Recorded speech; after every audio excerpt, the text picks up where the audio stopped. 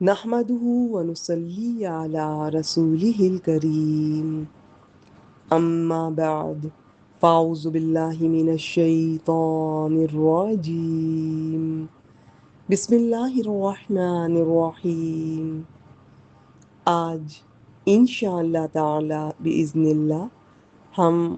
آسان ترجمہ القرآن کے سلسلے میں سورۃ البقرہ کی اگلی آیت کریمہ 275 کا آسان ترجمہ دیکھیں گے۔ نسبتاً ایک طویل آیت کریمہ ہے، آئیے دیکھتے ہیں۔ بسم اللہ الرحمن الرحیم۔ الذین یأکلون الربا، الذین وہ لوگ جو یأکلون وہ کھاتے ہیں، الربا سود، لا یقومون نہیں وہ کھڑے ہوں گے، الا مگر، کما جیسا کہ، یقوم الذی یقوم کھڑا ہوتا ہے، الذی وہ جو، یتخبطہ جسے خبتی بنا دیا ہو، اسے کس نے، الشیطان نے، من المس چھو کر، مس اس لفظ سے تو آپ اردو میں واقف ہوں گے۔ وہ لوگ جو سود کھاتے ہیں کھڑے نہیں ہوں گے مگر جیسے وہ شخص کھڑا ہوتا ہے جسے شیطان نے چھو کر خبتی بنا دیا۔ ذالکا یہ بِأَنَّهُمْ اس وجہ سے کہ وہ، قالو انہوں نے کہا، انما البیع یہ کہ یہ جو انما کلمہ حصر کہتے ہیں اس کا مطلب ہوتا ہے بات، اصل بات یہ ہے، ساری بات تو یہی ہے، بات اس کے سوا کچھ نہیں، حقیقت اس کے سوا کچھ نہیں کہ البیع جو تجارت ہے، مثل الربا ربا کی طرح ہے، یعنی انہوں نے کہا کہ بیع تو سود ہی کی طرح ہے۔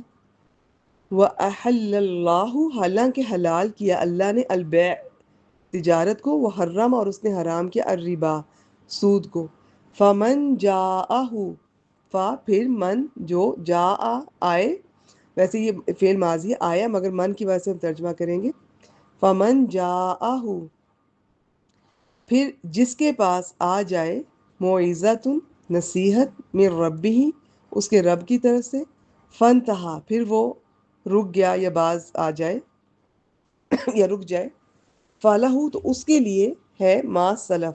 جو پہلے ہو چکا، وَأَمْرُهُ إِلَى اللَّهِ اور اس کا معاملہ اللہ کے سپرد ہے، وَمَنْ عَادَ اب یہ آدھا بھی فعل ماضی ہے، لوٹا، مگر ہم کہیں گے کہ اور جو دوبارہ ایسے کرے، فَأُولَئِكَ تو یہی لوگ، اصحاب النار آگ کے ساتھی ہیں، ہم فیہا خالدون ہم وہ سب فیہا اس میں یعنی آگ میں،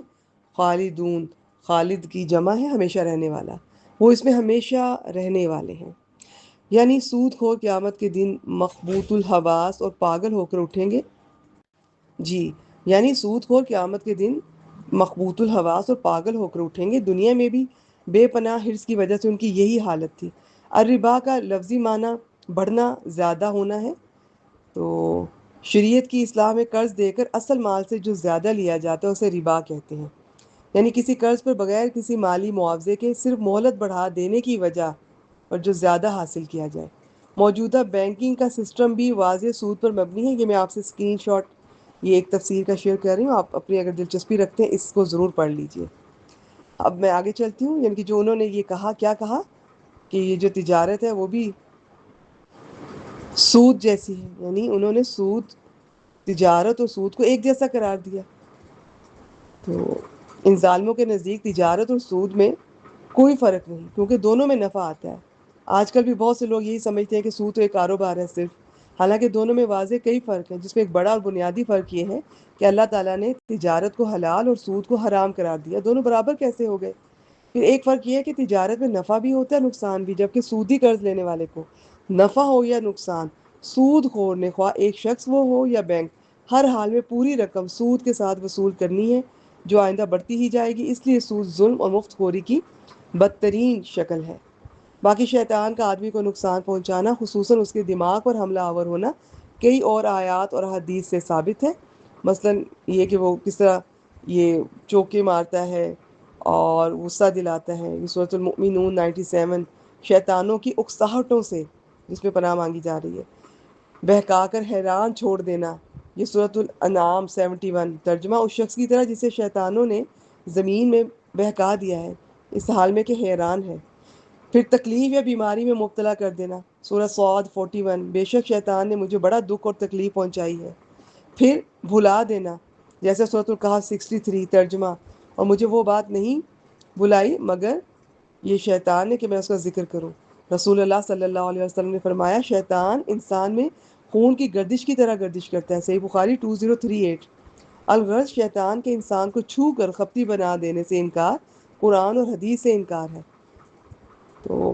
باقی سود کی حرمت کا حکم آنے کے بعد جو سود سے باز آ جائے وہ پہلے جو سود لے چکا اس کا مطالبہ اسے نہیں کیا جائے گا، البتہ معاملہ اس کا اللہ کے سپرد ہے، وہ اس کے آئندہ طرز عمل ندامت توبہ کو دے کر فیصلہ فرمائے گا۔ یاد رہے یہ اس وقت کی بات ہے جب سود کی حرمت کا حکم نازل نہیں ہوا تھا۔ اب سود کی حرمت کو جانتے ہوئے کوئی شخص ساری عمر سود کھا کر آخر میں چھوڑ دے تو وہ مال اس کا نہیں ہو جائے گا، بلکہ اسے حتی الامکان اس کے مالکوں کو لوٹانا ہوگا، اور جو نہ لوٹا سکے اس پر توبہ استغفار کرنا ہوگا۔ اور پھر آخر میں کہ جو کوئی پلٹا، کیونکہ یہ سود خوروں کے لیے سخت وعید ہے۔ حضرت جابر سے روایت ہے کہ رسول اللہ صلی اللہ علیہ وسلم نے لعنت فرمائی سود کھانے والے پر، سود دینے والے پر، سود لکھنے والے پر، سودی لین دین کے گواہوں پر۔ آپ نے فرمایا وہ سب گناہ میں برابر ہیں، صحیح مسلم 1598۔ تو یہ آج کے لیے اتنا ہی، وآخر دعوانا الحمد للہ رب العالمین۔